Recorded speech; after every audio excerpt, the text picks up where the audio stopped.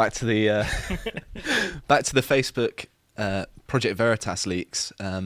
So obviously, Facebook is huge, 2.9 billion users worldwide, according to them, and the constant infringements on freedom of speech are a huge problem that I'm sure most people are aware of that watch our stuff.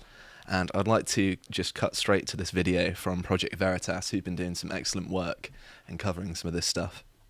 We have just obtained multiple leaked documents from inside Facebook, this time detailing a plan to curb, quote, vaccine hesitancy on a global scale. It was so concerning, it brought us not one, but two whistleblowers from inside Facebook who are ready to speak out on what this means for free speech and public discourse on their own platform. To do something. When it comes time to standing up for a world I want my children to live in, I don't want to leave them a world to where they don't have these liberties.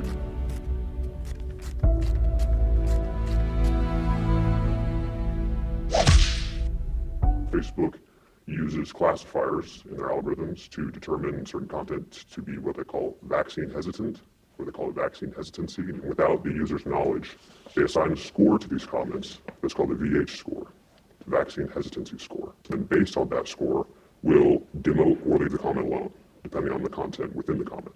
So the main document, along with all the attachments and stuff that goes with it. So basically, when they write this algorithm, it goes through Facebook content, and it looks for certain keywords that are related to vaccination or not getting a vaccine, stuff like that. And it gives it a score, and the VA score means vaccine hesitancy, which is defined as being hesitant to get a vaccine, but not just like, well, I don't know, it's even, well, I saw a study that said that someone died that got the vaccine.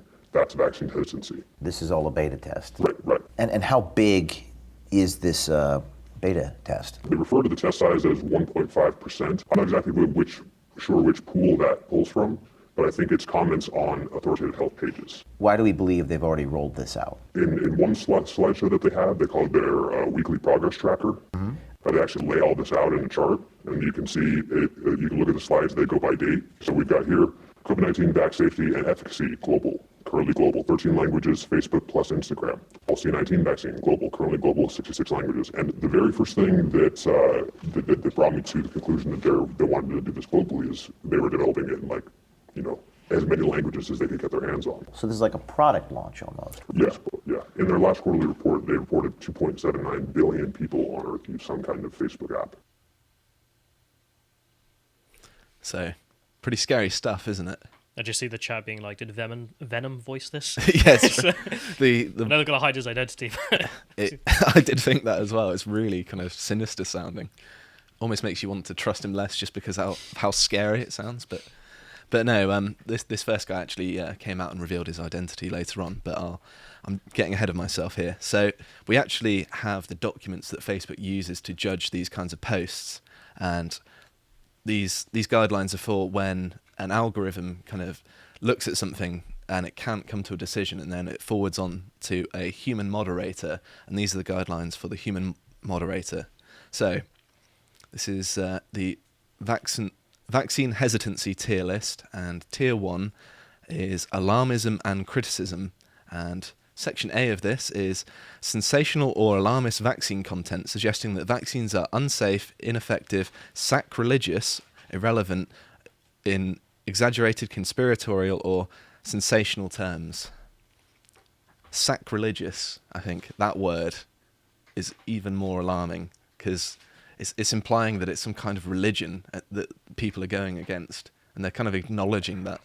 Hang on, because there really are philosophical concerns with things like this. Mm-hmm. Like, there are certain kinds of drugs that people won't take because they've got animal products inside them, for example, mm-hmm. and therefore it bumps up against their beliefs and they won't do it, and that's their right. And it's the same with people who, like, in case something uses stem cells, and then you get Christians who don't believe that.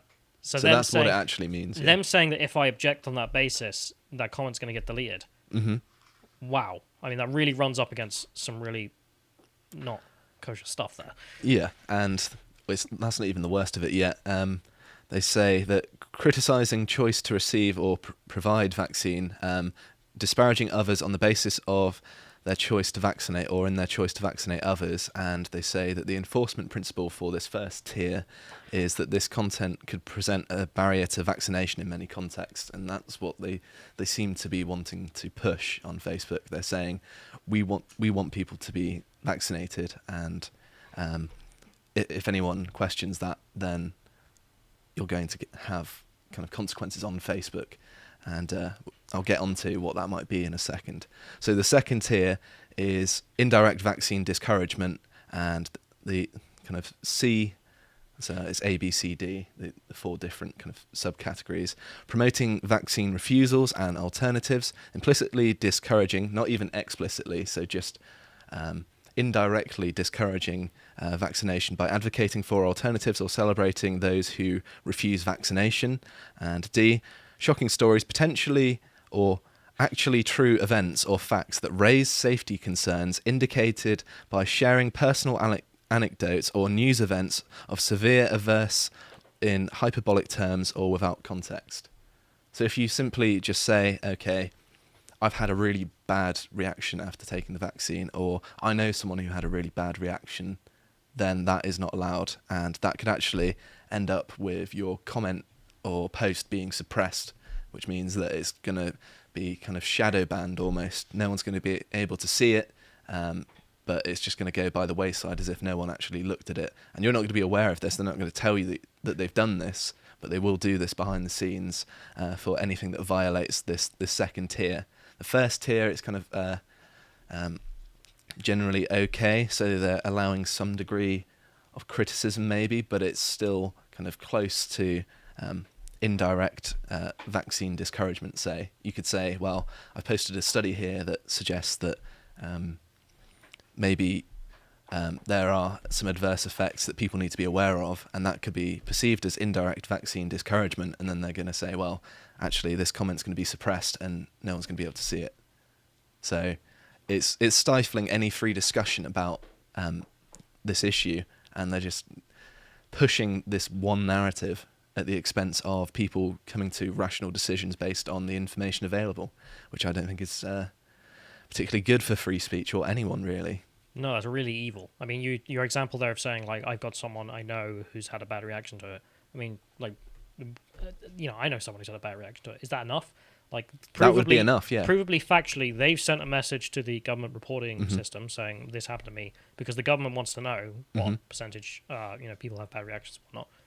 But even if you say something that is factually true, objectively true, that's still not allowed according to They Facebook. say it right here in their tier 2, and they actually say in their enforcement principle, this could cause a barrier to vaccination in certain contexts, and your comment could be suppressed. So it's... I mean, everyone warned them. Everyone warned. If you allow them to annex to themselves the power of deciding what is true and what is not true, they'll start censoring the truth. Yeah, even if you have like evidence, if it discourages people from being vaccinated, or at least they perceive it to be discouraging people, then that's enough for it to be suppressed, which is just terrible. Again, I think I should state my opinion here, just in case some idiot at YouTube's watching or whatever, right? Like, I think the vaccine works, it's done its job, all the rest of it. But to say that no one can ever have a bad reaction to it and tell someone about that, yeah. I mean, I know people who have, and then therefore, that information that is objectively true is verboten. Yeah, the reason I'm bringing this up, it's a free speech thing in my view. It's stifling free discussion. To say 2 + 2 = 4. I mean, it really is that basic. This thing has happened. I can give you the pictures, I can give you the reports, all the rest of it doesn't matter. Still banned. It's awful. So I'm going to read some quotes from some of the people who spoke to Project Veritas, just giving some greater detail. So the first one was this data center technician who we heard from in the video there, and he says, they are trying to control the content before it even makes it onto your page, and you can see it. The policy will keep on expanding until anything can violate it. What would happen if this is scaled larger and scaled to Twitter and the internet as a whole is way worse than anything that could happen from me getting fired from my job. So that's him providing his rationale for blowing the whistle, as well as saying that it looks like they're looking to expand this further and to other areas as well. And there was the second whistleblower that came out about this was a data center facility engineer at Facebook, and he says it's kind of like having an abusive partner not allowing their spouse to speak out about the things that are going on in their marriage or their relationship and limiting their voice. It's very damaging from that sense. It's very incriminating. We're able to have these conversations at work with our co-workers about our medical decisions, and we do. We have them frequently. Why is it okay for us to have these conversations at work as adults and not have somebody step in and say, hey, you need to stop talking about that?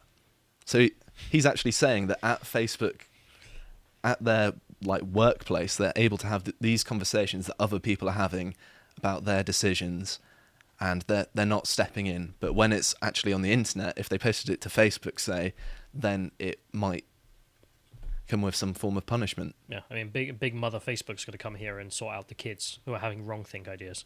Yeah. But in IRL, they know that this is stupid. Although, I mean, don't give them any ideas, because I can imagine that happening at his workplace after this. They're going to start appointing, hall monitors or something who check your thinking in the workroom. They've already figured out who one of the leakers was, and he's been suspended. So his name, he's actually come out now and just owned what he said. His name is Morgan Carmen, and good on him for actually standing by what he said after he had been put on suspension. As he did say, it's more important than me losing my job. So good for him for sticking by his principles. I mean, people like him are very important for a free and democratic society. But he says after being suspended, he says, what happened was I was at work and I got a message from my supervisor out of the blue basically saying, go ahead and wrap up your area, clean up your stuff, gather your personal belongings and meet me in the meeting room in the lobby of the building. They're basically going to have me meet with an investigative team and grill me on this whole situation. So that's him speaking to Project Veritas originally. And Veritas actually states about this, Carmen was able to secure additional internal Facebook documents before his suspension that confirms the vaccine hesitancy algorithm is live and being implemented globally across Facebook and Instagram's platforms. So he was able to actually get documents confirming that it is active now. It's not just in the planning phase, and they are using it currently. Did it say who he works for? Does he work for Cognizant, or does he work for Facebook themselves? I think he works for Facebook themselves, but okay.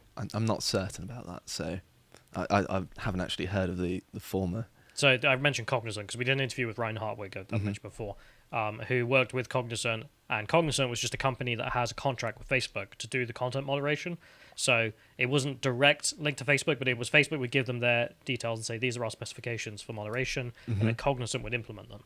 So I wonder how much insight he's getting on there, because the people at Facebook HQ, if he's there, being able to show us primary documentation of this is fantastic.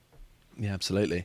And just to emphasise how good it is that he actually came out, he says about his suspension and the potential of losing his job is saying, I think that the main reason why people don't want to come out as whistleblowers is because what if, I have 2 kids, I have a wife, and I lose my job? It's like, what do I do? But that's less of a concern to me.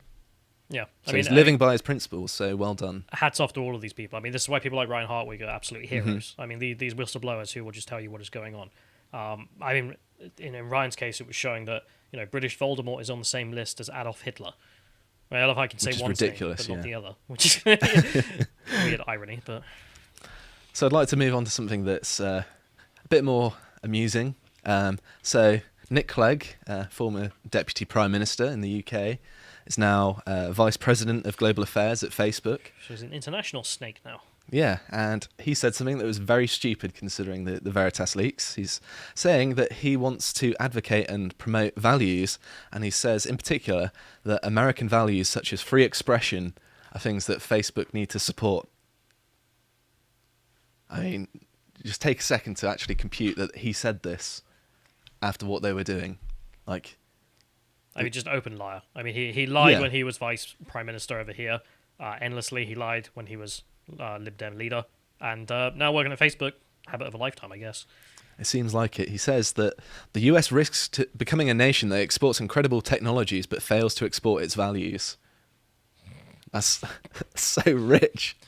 You do plenty of exporting your values. San Francisco values. He says, this is a pivotal moment as policymakers begin drafting laws. It's incredibly clear that there are contrasting visions of what the internet should be. The open, accessible and global internet we use today has been shaped by American companies and American values like free expression, transparency, accountability and the encouragement of innovation and entrepreneurship. But these values can't be taken for granted. Yeah, because of people like you, Nick. God, I love it. Like, he thinks the debate is between China and, like, the authoritarian Facebook. And it's like, no. You guys look exactly the same. I know you think there's a wider part. Spot the difference between these two pictures. Yeah, there's this whole world of freedom over here who people think that we shouldn't just decide what the truth is by some private company. And we shouldn't just answer people outright because they say things that are objectively true or even just offend your feelings. It's funny you mention China because he actually goes on to mention how the Chinese government's approach is... Yeah, he actually does, doesn't he? He does, It's Facebook versus China, that's the divide. Like, no. So he says, the Chinese internet model, segregated from the wider internet and subject to extensive surveillance, is not something that he likes, apparently, but is also doing at Facebook. I prefer it when a private company does it. So yeah, he also cites that Turkey, Vietnam and Russia are taking steps in a similar direction, which, to be fair, they are. But it's kind of the pot calling the kettle black there a little bit. It's like, really? We're going to hear this from you? So Facebook's policy on hate speech is obviously a perfect example of how it is just a load of rubbish, what he's talking about. So they say, we evaluate the effectiveness of our enforcement by trying to keep the prevalence of hate speech on our platforms as low as possible while minimising mistakes in the content that we removed. The improvement in prevalence on Facebook is due to changes we made to reduce problematic content in the news feed. So yeah. And they go on to say, advancements in AI technology have allowed us to remove more hate speech from Facebook over time and find more of it before users report it to us. When we first began reporting our metrics of hate speech in Q4 of 2017, our proactive detection rate was 23.6%. This means that our hate speech was removed. 23.6% of it was found before a user reported it to us. The remaining majority of it was removed after the users reported it. Today, we proactively detect about 97% of hate speech content we remove. Hate speech. I mean, as the chat is correctly pointing out, that doesn't exist. Makes no Yeah. sense. It defines whatever you want it to mean. Hate can be hate is entirely subjective, and therefore hate speech is entirely what you think is hate speech. I mean, Facebook is directly contradicting what Nick Clegg is saying here as well. Yeah, I love how they're proud of it as well. Like, that's a statistic they throw out and be like, look, we're getting rid of all the speech you don't like. Yeah, you shouldn't be proud of that. You should be deeply ashamed that that's what you're doing. But yeah, I thought this was really important to actually bring up because it's so appalling and it's just going on without many people really knowing about it. And I mean, 2.9 billion people on Earth is huge. And if they're trying to shape what these people are thinking, like globally with this is massive. If you enjoyed this segment from the podcast of the Lotus Eaters, you can watch the full broadcast live every weekday at 1 p.m. UK time on lotuseaters.com.